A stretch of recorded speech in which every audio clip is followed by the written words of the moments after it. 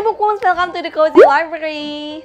Jadi siapa nih di sini yang suka sama studio Ghibli? Nah hari ini tuh aku pingin rating 4 buku Ghibli yang udah aku baca dari yang keempat sampai yang paling nomor 1. Apa aja ya bukunya? Yuk langsung aja kita bahas.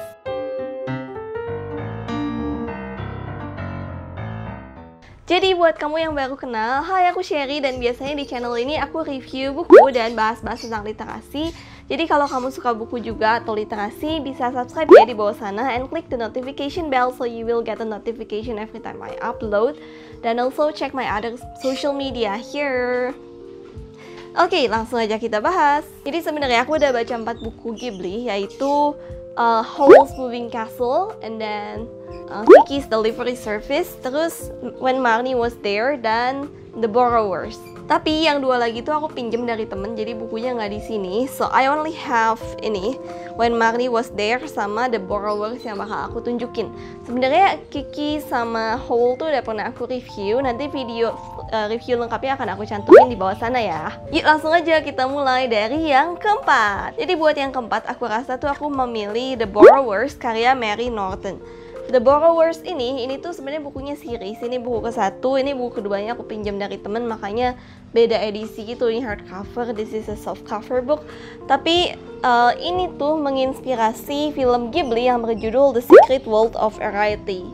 Siapa nih yang udah nonton The Secret World of Arrietty? Aku udah sih kayak 2 kali kalau nggak salah. And I quite love it. Kayak filmnya tuh lucu gitu ya sebenarnya. Aku suka interaksi Arrietty sama si tokoh cowoknya. Tapi ternyata di bukunya tuh beda banget gitu ternyata. Jadi The Borrowers ini mengisahkan tentang Arrietty dan keluarganya yang adalah borrowers. Jadi borrowers itu adalah peminjam barang dari manusia. Jadi mereka kayak mini human gitu yang berukuran sangat kecil, dan mereka tinggal secara diam-diam di rumah manusia, tepatnya kalau keluarga Arrietty itu di bawah dapur gitu. Dan mereka meminjam barang-barang dari manusia yang hidup di rumah itu.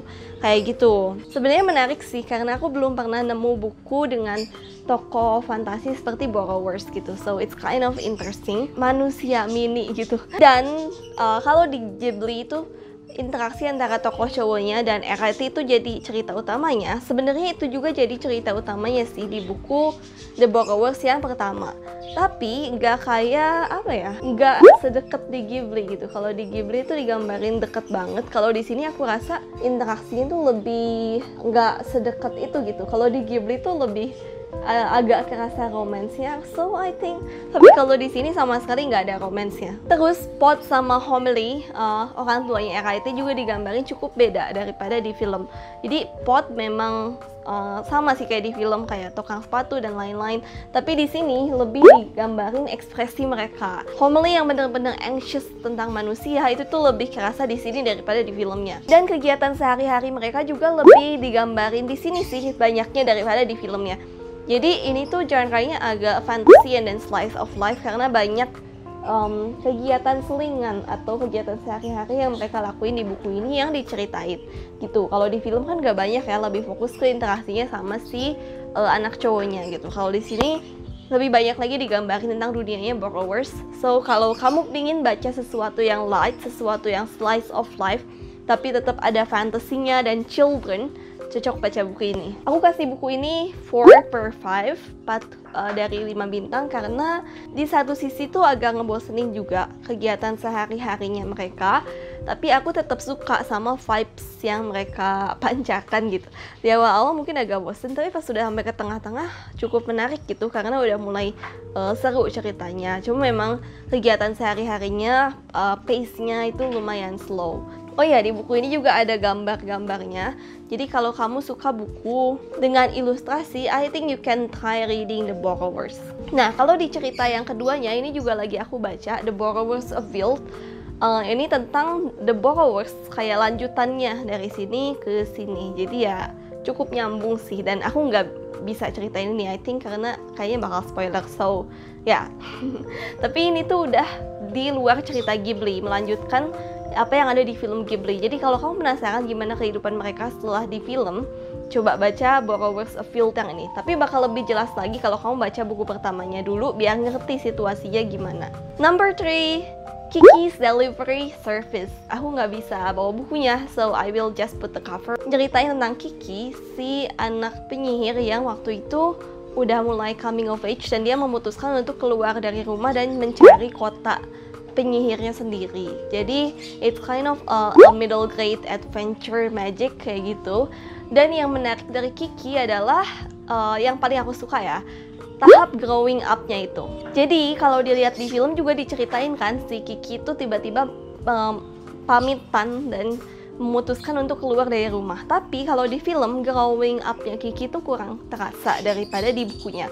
Kalau di bukunya tuh dijelasin sekarang Kiki udah lumayan nyaman di kotanya, terus Kiki ngebantu orang-orang dan lain sebagainya. Di film juga ada scene-scene yang ada di buku, tapi endingnya itu kurang kurang gak kayak di bukunya. Kalau di bukunya tuh bener-bener dijelasin perkembangannya Kiki sampai dia pulang lagi ke kotanya dan rasanya tuh bangga gitu melihat Kiki tuh udah berkembang sejauh itu. Kalau di film sebenarnya kalau kita nonton sampai akhir banget tuh Kiki pulang juga sih kalau nggak salah ya, atau enggak aku agak lupa gitu.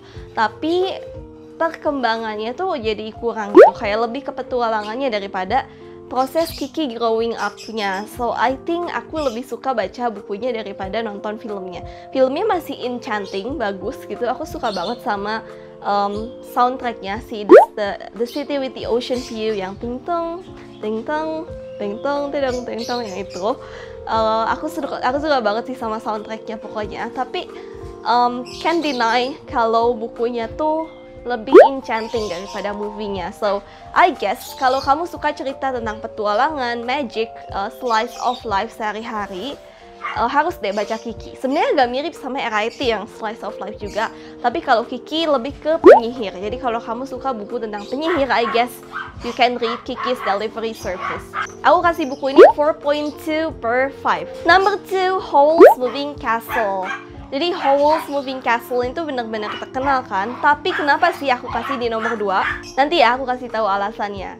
Jadi kayaknya kalau Howl's Moving Castle tuh semua orang udah pada tahu. Bercerita tentang Howl, si penyihir, dan Sophie yang disihir menjadi tua. Dan karena itu Sophie berusaha buat minta tolong ke Howl buat ngehancurin kutukannya dia, tapi dia nggak bisa bilang tentang kutukannya itu. Jadi kalau yang ini aku rasa bener-bener witch fantasy, bener-bener fantasinya tuh lebih rich lagi fantasinya. Dan worldnya itu loh, world buildingnya bener-bener wow banget. Pokoknya nanti kalau kamu mau nonton review lengkapnya Howl, aku taruh di bawah sana. Dan it is one of my favorite Ghibli book ever and my favorite movie. Sebenarnya Howl tuh punya makna yang aku suka gitu. Jadi maknanya Howl adalah kalimat yang paling aku inget. Nggak tahu ada di bukunya atau enggak ya. Aku inget ini dari movie. A heart is a burden. Hati itu adalah sebuah hal yang berat, tapi memang harus kamu tanggung untuk hidup. Itu yang aku suka dari Howl, pokoknya maknanya deep banget. Jadi Howl tuh pria yang cuek, yang kayak nggak punya hati, playboy and so on.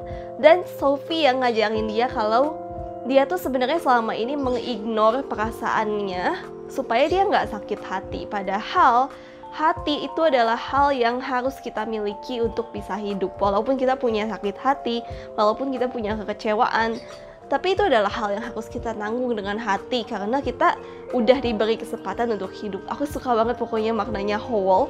Dan kalau kamu suka fantasy yang benar-benar rich dunia fantasinya kayak Harry Potter or Percy Jackson, and then kalau kamu suka petualangan, tapi plotnya Howl tuh agak lambat. So yeah, that is the thing that I don't really like. Tapi benar-benar dunia fantasinya, ceritanya, maknanya it is very very rich. Dan Howl's Moving Castle ini sebenarnya series, tapi ceritanya yang di buku 1 tuh selesai di buku 1. Jadi nggak perlu worry bakal bersambung, enggak gitu. Dan yang aku suka, ceritanya di bukunya tuh lebih kompleks, lebih dijelasin tentang hal-hal yang mereka alamin. Ada hal-hal di buku yang nggak ada di filmnya. So, I guess it's a totally different experience reading the book than watching the movie. Kayak gitu. Aku kasih Howl ini 4.5 stars per 5. Oke, dan buku number 1 aku, ini orang nggak nyangka sih, dan aku sendiri juga nggak nyangka ini bakal bagus banget. Judulnya adalah When Marnie Was There. Ini karya John G. Robinson, dan ini tuh sebenarnya buku lama, dan Ghibli ngambil buku ini karena memang buku ini tuh terkenal Dan buku ini ngisahin tentang Anna dan Marnie, dua orang sahabat. Jadi Anna tuh awalnya dia tuh diadopsi dan dia merasa dia nggak diterima di mana-mana. Tante adopternya tuh kayak nggak suka sama dia, dan suatu saat dia merasa kayak gitu ya, dan tantenya tuh mengirim dia untuk dia bisa rest and have fun karena selama ini di sekolah dia nggak punya temen.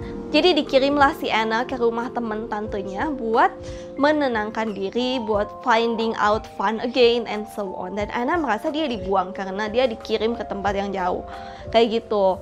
Dan tapi di situ Anna menemukan Marnie, si sahabat pertamanya. Sebenarnya ini dari covernya itu udah reveal banget jalan ceritanya, aku nggak tahu kenapa dibuat kayak gini ya. Pokoknya kalau kamu perhatiin covernya baik-baik, ini tuh jalan ceritanya udah reveal dari cover gitu. Pokoknya Marnie ini tuh temen pertamanya Anna, dan ternyata Marnie pun merasa kesepian. Marnie itu anak orang kaya, yang semua orang tuh pingin kehidupannya dia cantik, dia kaya, orang tuanya bisa ngasih dia apa aja, terus dan lain-lain lah. Tapi dia ditinggalin sendiri sama orang tuanya, dia dibatasin segala sesuatunya, nggak bebas, namanya juga anak konglomerat. Dan karena itu dia diem-diem temenan sama Anna. Di situ mereka sharing kalau sebenarnya selama ini mereka merasa kesepian, walaupun mereka datang dari keluarga yang berbeda, punya latar belakang berbeda, tapi dua-duanya punya satu masalah yang sama. Jadi buku ini tuh benar-benar bicara tentang kesepian, tentang friendship, tentang family, tentang finding yourself and so on. Dan yang aku suka ternyata di belakang, di ending tuh ada plot twist antara Marnie dan Anna. Jadi itu sih yang aku suka, it's a very very sweet story ternyata. Dan kalau kamu dengerin soundtracknya When Marnie Was There karya Priscilla Ann, itu bener-bener nyes banget, semua satu album itu pokoknya nyes banget. Jadi lagu yang paling utamanya adalah Fine on the Outside, dan liriknya tuh bener-bener nyes banget, nyeritain tentang Anna yang look fine on the outside, tapi sebenarnya di dalam dia begitu kesepian. Dia merasa dia nggak punya siapa-siapa. Jadi itu bener-bener nyes banget lagunya, dan bener-bener ngegambarin Anna dan Marnie di dalam sini. Terus pokoknya ada beberapa lagu terus yang tentang And Then I Find You, tentang dia akhirnya menemukan seseorang yang memahami dia, and so on. Pokoknya bener-bener mau banget deh. Tapi movie-nya tuh gak ngegambarin itu yang sebel sih. Jadi di movie-nya sebagian besar hal tuh kayak diganti gitu, nama-nama orang dibikin lebih Jepang and so on. Nggak tahu kenapa ya, mungkin lebih familiar aja sama orang Jepang. Pokoknya aku rasa tuh vibes-nya beda banget sama bukunya. Itu tuh bener-bener hidden gem Ghibli sih, When Marnie Was There tuh. Tapi di movie-nya tidak tergambarkan sebagus itu. Jadi coba deh baca ini bener-bener wow banget. Kalau kamu pernah merasa kesepian, kalau kamu pernah merasa tidak dimengerti, you should read When Marnie Was There. Aku kasih buku ini 5/5 karena aku suka banget, dan aku bakal keep ini, and I will recommend this to more people. Jadi itu dia 4 buku Ghibli favorit aku yang udah aku baca. Yang mana nih yang paling bikin kamu penasaran? Coba komen di bawah ya. Oke, mungkin sekian dulu video hari ini. Thank you everyone for watching. Happy reading and bye-bye.